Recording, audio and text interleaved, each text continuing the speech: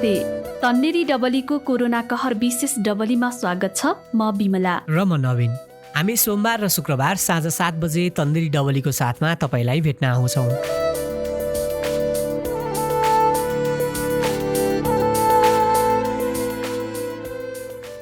तन्नेरी डबली एउटा Nepali podcast series हो। यो तपाईले विभिन्न पोडकास्ट एप्सहरू जस्तै गुगल पोडकास्ट, एप्पल पोडकास्ट, कास्टबक्स जस्ता धेरै प्लेटफर्म मार्फत सुन्न सक्नुहुन्छ।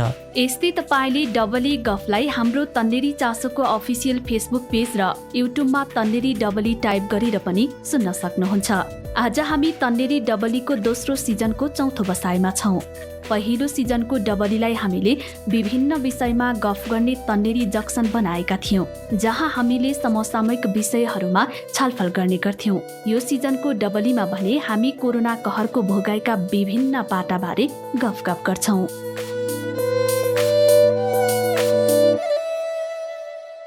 गर्मी मौसम सँगसँगै कोरोना संक्रमण रोकिने अनुमान धेरैले गरेका थिए, तर रोकिएन।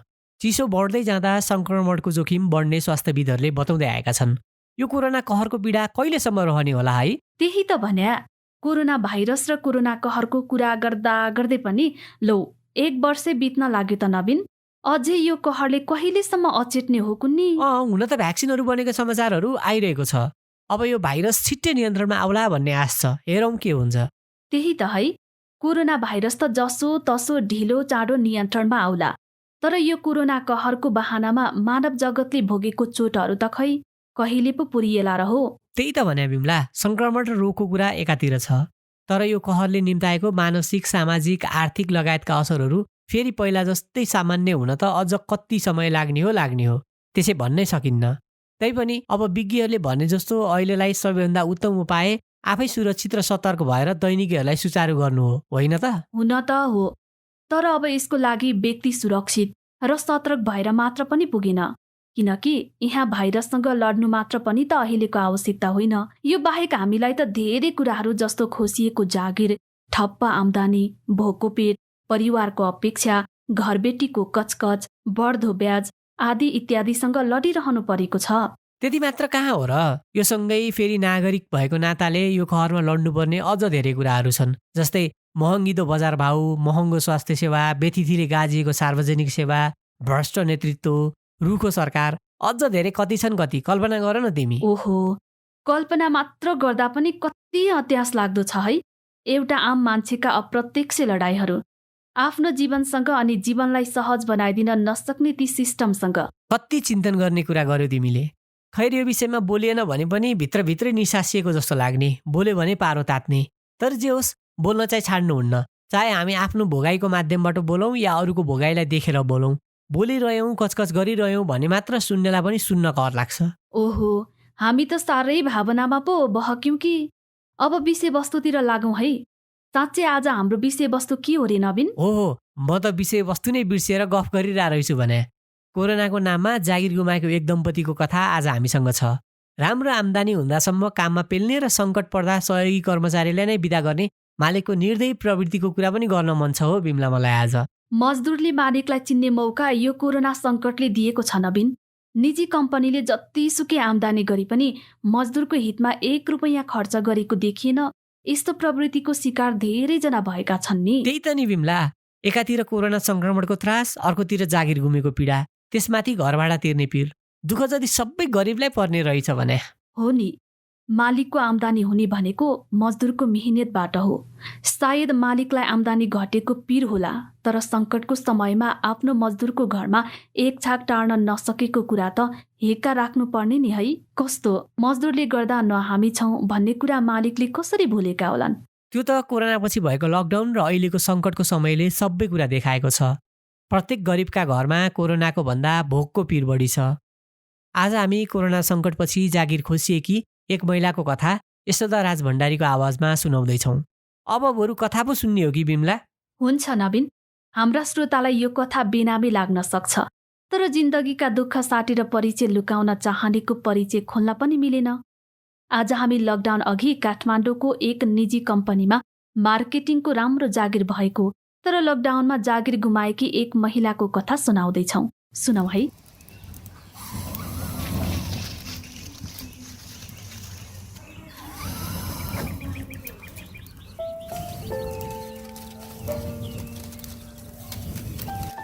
हामी कोटेश्वरमा बस्न थालेको 2 वर्ष भयो। हामी अर्थात् मेरो श्रीमान र म पढ्दा पढ्दै मन पराएर विवाह भयो यतै। घर चाहिँ काभ्रे। विवाह भएपछि दुवैले निजी संस्थामा काम गर्न थाल्यौं। म मार्केटिङको काम गर्थेँ, श्रीमान अर्को अफिसमा। केही रकम जम्मा गरेपछि मात्रै बच्चा जन्माउने योजना थियो। त्यसै अनुरूप हामी सक्दो मेहनत र कम खर्च गर्दै रकम जम्मा गर्नमा जोड दिन्थ्यौँ। कहिलेकाहीँ 100-50 रुपियाँ बढी खर्च हुँदा पनि एक अर्कासँग ठाकठुक पर्थ्यो। माया भने उस्तै थियो। सामान्य मान्छेको सामान्य दैनिकी।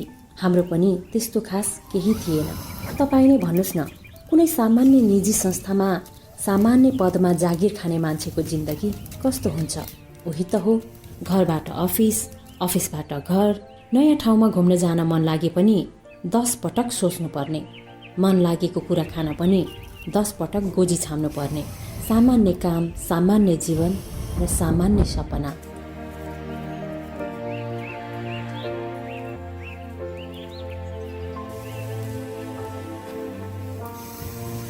प्रेम विवाहपछि यतै भएकाले हामी केही दबावमा थियौँ। त्यो दबावका कारण आन्तरिक समस्याहरू परिवारका अरूलाई सुनाउन सक्ने अवस्था थिएन। एकदम जटिल समस्या भएको भए कुरा अर्कै हुन्थ्यो। हातमुख जोड्न सकिएन भनेर त के परिवारलाई गुहार्नु र? परिवारको पनि आफ्नै समस्या हुन्छन्। फेरि सामान्य कुरामा परिवार गुहार्न थाल्यो भने त एउटा स्वास्नी पाल्न नसक्ने नामर्दले के बिहे गर्नु भनेर श्रीमानलाई पेल्लान्। थोरै इज्जतको डरले, थोरै समाजले के भन्ला भन्ने डरले र थोरै आफ्नै मनोवैज्ञानिक डरले गर्दा समस्या पर्दा परिवारलाई भन्न सकेका थिएनौँ। जसोतसो दिनहरू बितिरहेका थिए। समस्या अनेक थिए, तर त्योभन्दा धेरै हामी खुसी थियौँ। तर यो खुसी धेरै टिक्न सकेन। हामीले बनाएका योजनाभन्दा ठिक विपरीत परिस्थिति बन्यो। अर्थात् योजनामा पुग्नु अगावै समस्या पर्खाल झैँ खडा भइदियो। बिस्तारै हामीले सोचेका योजनाहरू अधुरा र अपुरा हुने समय आयो। केही दिन आराम नै भयो। दैनिक भागदौडबाट मुक्त हुन पाइए जस्तो लाग्यो। श्रीमानसँग लामो समय सँगै बिताउन पाएँ। यसअघि कहिल्यै नगरेका दुःख सुखका भालाकुसारी गरियो। यसअघि कहिल्यै नगरेको अनुभव गरियो। लकडाउनको सुरुवाती दिनले हामी श्रीमान श्रीमती दुवैजनालाई नौलो महसुस गरायो। तर लकडाउनले दिएको स्वतन्त्रता र भागदौडको ब्रेक लामो समय टिकेन। केही दिनमै अनेकसँग आग्रह गरेर पाएको जागिरबाट छुट्टी लिनुपर्ने अवस्था आयो। कम्पनीले भन्यो, अब हामी सक्दैनौँ, तपाईँहरूले बिदा लिनुहोस्। मलाई मात्र होइन, श्रीमानलाई पनि त्यस्तै भनेको रहेछ। उहाँ पनि निराश हुँदै आउनुभयो। हामीले त्यो दिन खाना खाएनौँ। दिमागमा हामीले सजाएका सपना बिस्तारै विलीन हुँदै गइरहेका थिए। धेरै बेरसम्म झोक्रिएर बस्यौँ। अनायासै यस्तो होला भनेर न मैले सोचेको थिएँ, न उहाँले सोच्नु भएको थियो। यो बेला हामीले जस्तै जागिर गुमाउने अरू पनि हुनुहुन्छ होला। परिस्थिति र समस्या फरक होलान्। आखिर समय उही नै हो र अवस्था पनि उस्तै। वास्तवमा यो कोरोना काल हो। यहाँ सबै नसोचेकै भइरहेको छ।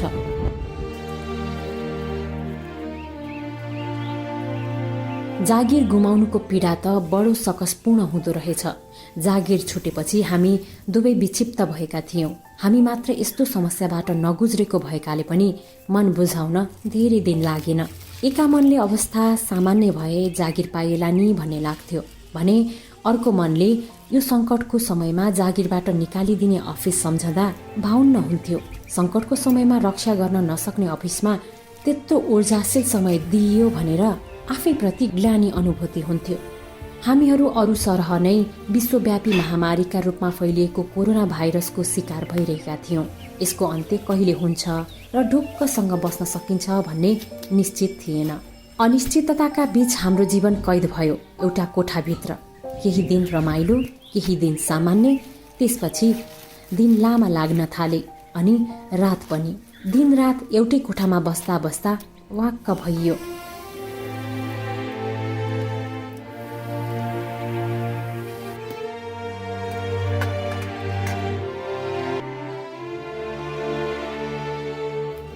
लकडाउन होस् या सामान्य दिन, सामान्य व्यक्तिको आवश्यकतामा कुनै फरक हुँदैन।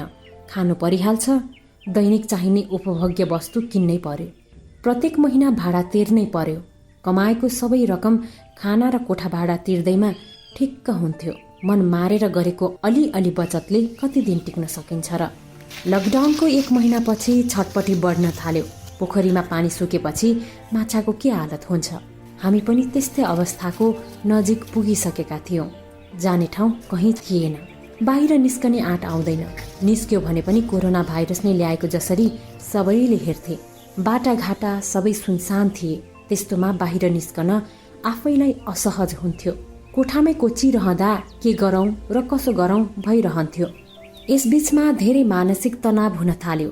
अब के हुने हो? के सधैँ यस्तै भइरहने हो? यस्तै भइरहे जीवन कसरी धान्ने हो? भएको कमाइ पनि सकिसक्यो। यस्तै अनेक खालका प्रश्न मनमा खेल्न थाले। लकडाउन लम्बिँदै गएपछि सामान्य कुरामा झिझो लाग्न थाल्यो। श्रीमानले राम्रै बोल्दा पनि रिस उठ्थ्यो। सामान्य कुरामा विवाद र झगडा हुन थाल्यो। म एकातिर रिसाउने, श्रीमान अर्कोतिर। कारण केही हुन्न थियो। कोठामा बस्दा बस्दै पागल नै हुन्छ कि जस्तो लाग्न थाल्यो। पागल नहुनुको पनि विकल्प थिएन। आम्दानी थिएन तर खर्च उस्तै। घरमै बसिराख्दा त झन् धेरै खान मन लाग्दो रहेछ। खाने, सुत्ने र मोबाइल चलाउने बाहेक अरू काम केही नै नहुने। मोबाइल नचलाऊ भन्यो फेरि गर्नु के?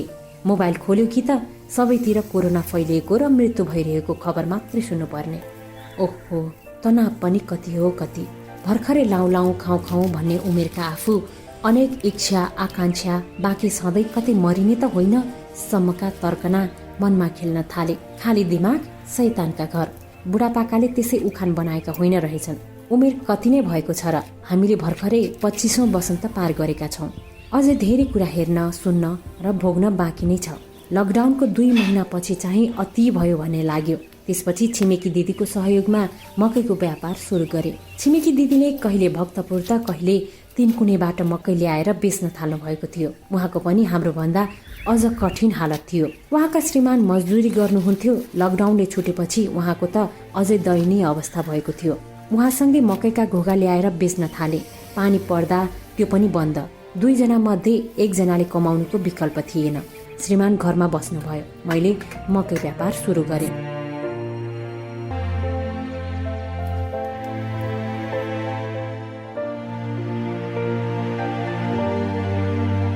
कोटेश्वर महादेव मन्दिर छेउछाउका मानिसहरू हरियो मकै खान पाउँदा निकै खुसी हुन्थे।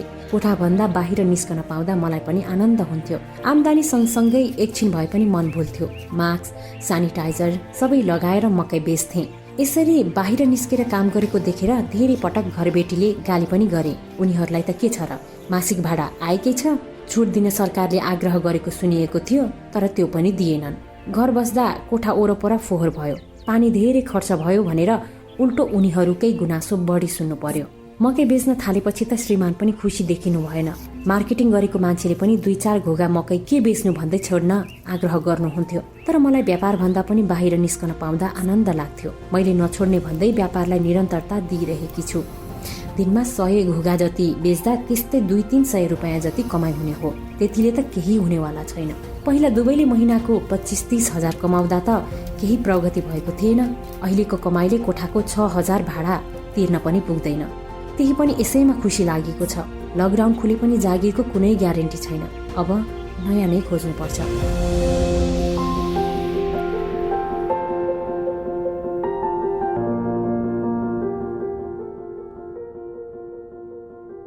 नवीन, कोरोना संक्रमणपछि मान्छेले जागिर मात्र गुमाएका छैनन्। जागिरसँगै जोडिएका सपना, जीवन चलाउने आधारहरू पनि गुमाएका छन्। आजको कथाको पात्रले जस्तै हरेकले आफ्नो जागिरसँग भविष्यका योजनाहरू बुनेका हुन्छन्। साना ठुला सपनाहरू सजाएका हुन्छन्। त्यही भएर कारण जेसुकै होस्, जागिर नहुनु भनेको काम नहुनु हो। काम नहुनु भनेको आम्दानी नहुनु हो। अनि यसको प्रत्यक्ष असर त ती साँचेका सबै योजना अनि सजाएका सपनाहरूमा परिहाल्छ नि। अनि मान्छेलाई बिस्तारै मानसिक तनाव सुरु हुन्छ, घर झगडा सुरु हुन्छ। अझ जागिर गुमेपछिका सामाजिक, मानसिक र आर्थिक असरका पाटोहरू त कति छन् कति। तैपनि यस्तो माहौलमा पनि हाम्रो कथाकी पात्रले सम्बन्ध जोडाउन र जीवन चलाउन गरेका प्रयासहरूलाई भने मान्नै पर्छ। जिन्दगीका दुःखसँगै सपनालाई कसरी सजाएर राख्न सकिन्छ भन्ने कुराको पाठ यो कथा सुनेपछि कसैले पढाउनु पर्दैन होइन त नवीन? त्यही त बिमला, कोरोना कहरले संसारलाई सिकाएको ठूलो पाठ नै धैर्य गर्नु हो। धैर्य गरेर हिम्मत बटुलेर जिन्दगी त आखिर चलाउनु नै पर्छ। हामीले युद्धका पीडा सुनेका छौँ, भूकम्पको त्रास भोगेका छौँ, बाढी र पहिरोले दिएको दुःखको पनि अनुभव छ। तर यस्ता प्राकृतिक विपत्तिहरू सहनुको विकल्प पनि छैन हामीसँग। अझ झन् हामी जस्तो कमन मान्छेलाई त केही विकल्प छैन भन्दा पनि हुन्छ। हेर न, यो कहरले कत्तिका योजना भत्काइदिए होलान्, सपना बिथोलिदिए होलान्, हामी त्यसको अनुमान नै लगाउन सक्दैनौँ साथी। कत्तिका जागिर गुमे होला, कत्तिका पढाइ ठप्प भयो होला, कत्तिले सुरु गरेको काम आधामै पूर्णविराम लाग्यो होला, अनि कति मान्छेहरू मानसिक रूपमा विचलित भयो होलान्। सायद हामीले अनुमान नै लगाउन सक्दैनौँ। अब यो कोरोनाको रोकथाम एक दिन न एक दिन त अवश्य होला, तर त्यसका लागि धैर्य गर्नुबाहेक अरू केही विकल्प कोहीसँग छैन। हो नवीन, अब मालिकलाई गाली गरेर मात्र हुँदैन। आफ्ना नागरिकहरू यसरी महामारीका असरहरूले विचलित भइरहँदा सरकारले अभिभावक बनेर हात थाम्न सहयोग गरिदिएको भए कति गजब हुन्थ्यो होला नि। गाह्रो साह्रोमा आफ्नै सरकार, आफ्नै अभिभावकको त काम आउने हो नि। यसले सरकारको लोकप्रियता पनि बढ्थ्यो होला। हेर न, विश्वका कति देशका नेतृत्वहरूले कति मजाले यो महामारीको सामना गरे र आफ्नो नागरिकमाझ अझ लोकप्रिय बने। तर हाम्रोमा भने लकडाउन वा निषेधाज्ञा गर्दा नागरिकको दैनिकी कसरी चल्दैछ भन्ने कुरामा सरकारले हेक्का नराख्दा आम नागरिकहरूले धेरै दुःख पाए। त्यही त बिमला, नागरिकको स्वास्थ्यको विषयमा राज्य संवेदनशील हुँदा उसको भोगको चिन्ता पनि उसले गर्नुपर्छ। हरेक दिन कमाएर साकटार्ने नागरिकको दुःख नबुझे त्यो के को सरकार भएर? विदेशमा जस्तै अब स्वास्थ्य मापदण्ड पालना गरेर काम गर्ने वातावरण बनेको छ। अब परिस्थिति सहज हुन्छ भन्ने आशा गरौँ नवीन। सरकारले पनि अन्य देशले गरेका उदाहरण हेरेर त्यसको अनुसरण गर्ला भन्ने विश्वास पनि गरौँ। हो नि, सरकारको विश्वास नगर्नुको विकल्प पनि त छैन नि बिमला। हो त, हामीले नै मतदान गरेर जिताएका प्रतिनिधिहरू हुन्, विश्वास पनि गर्नै पर्यो नि। गरिबको दुःख नदेख्दा चाहिँ कस्ता मान्छेलाई मत दिएछु भन्ने चिन्ता चाहिँ लाग्छ हो बिमला मलाई त। त्यो त हो नवीन, तर आज गफ गर्दा गर्दै डबलीको चौथो बसाइको समय सकिने लागेको छ। हो बिमला, हामीले अघिल्ला 3 बसाइमा राम एकबाल सदा, केशव राई, ओखलढुङ्गाका एक युवाको कथा सुनाइसकेका छौँ। आज अर्को भोगाई सुनायौँ।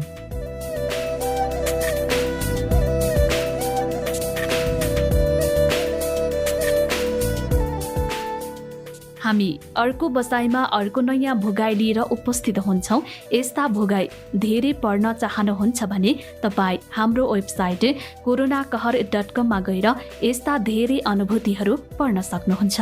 अनि तपाईँका पनि यस्तै अनुभूति छन् र हामीसँग सेयर गर्न चाहनुहुन्छ भने हामीलाई podcast@tanderichaso.net मा इमेल पठाउन सक्नुहुन्छ। हामीलाई पोडकास्टमा सुनेर तपाईँलाई कस्तो लागेको छ? यो डबली हाम्रो मात्र होइन, जुनसुकै माध्यमबाट तपाईँ डबली सुन्दै हुनुहुन्छ भने पनि हामीलाई तल कमेन्टमा गई प्रतिक्रिया दिन सक्नुहुन्छ है। त्यति मात्र होइन, यो पोडकास्टलाई आफ्नो सामाजिक सञ्जाल मार्फत धेरैभन्दा धेरै साथीसँग बाँड्न पनि सक्नुहुन्छ। लौ त, समय कठिन छ, तर आश गरौँ हामी छिट्टै यो कठिन घडीबाट पार पाउन सकौँ।